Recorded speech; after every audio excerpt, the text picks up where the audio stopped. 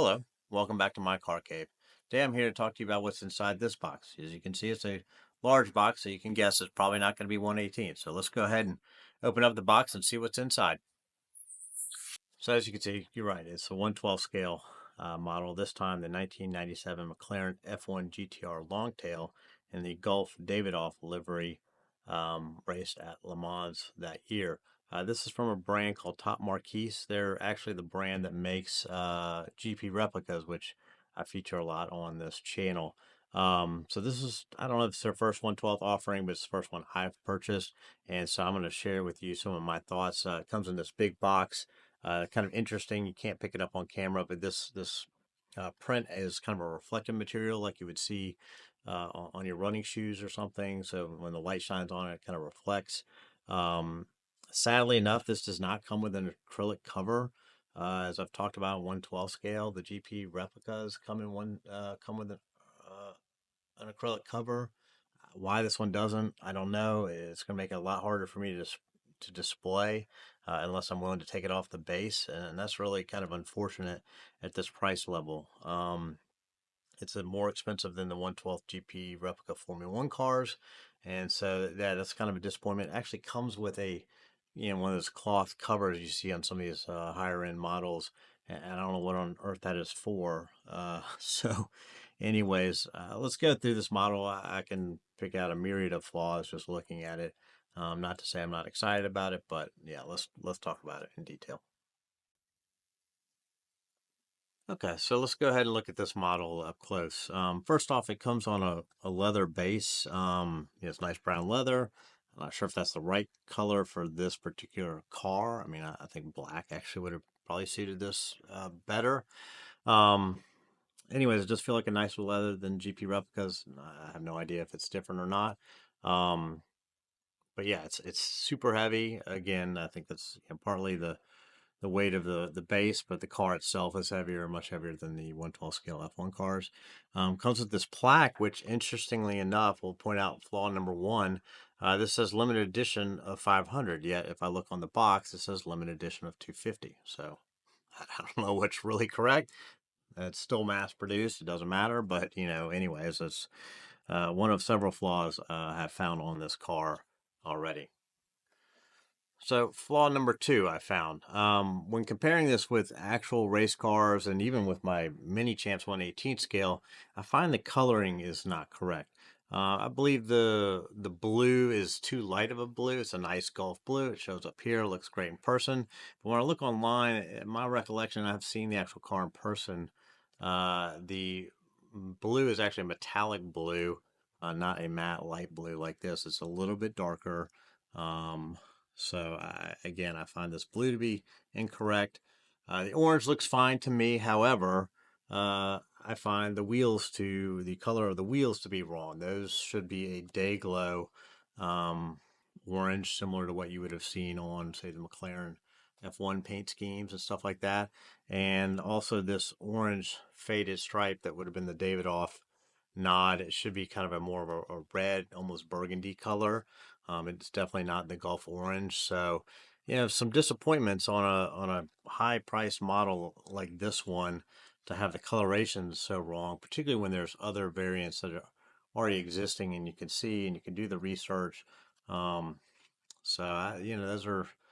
are some flaws that I don't frankly find too forgivable.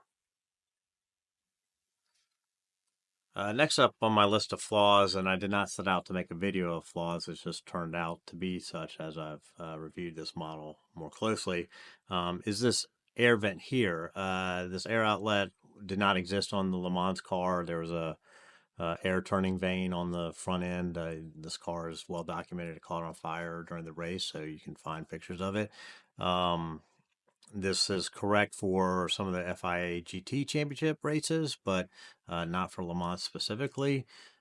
Second up on the nose area that is not correct are the lens covers to the headlights. They used a double domed light that was actually pretty cool looking for the Le Mans race and probably some others. They did not use they used this flatter lens cover at some of the FIA GT races.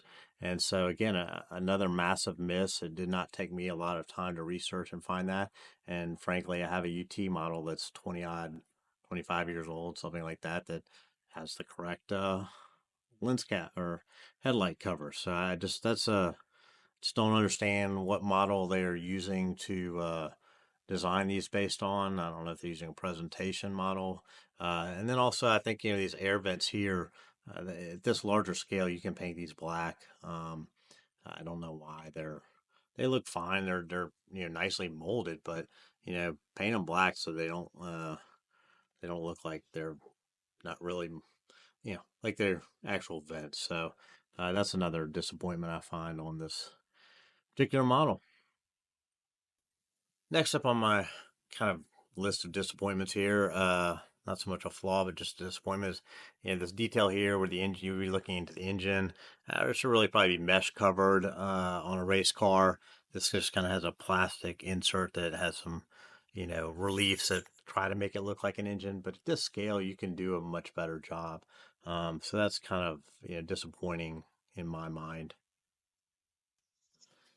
One thing I do like in this is the interior.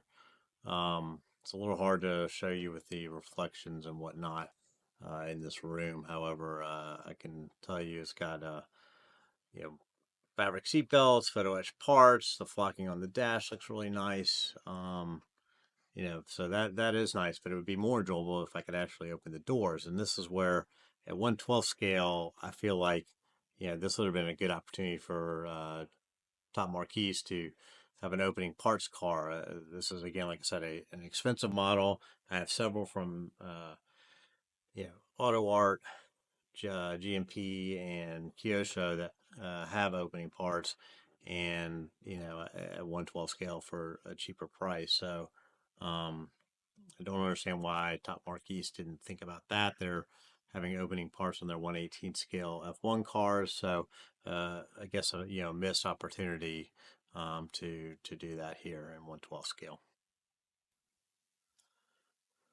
So overall, yeah, not sure what to think about this model. It's I guess at the end it's too expensive for all the flaws. It presents really well. It looks really nice, and if you don't bother to go looking for details online, you may not know.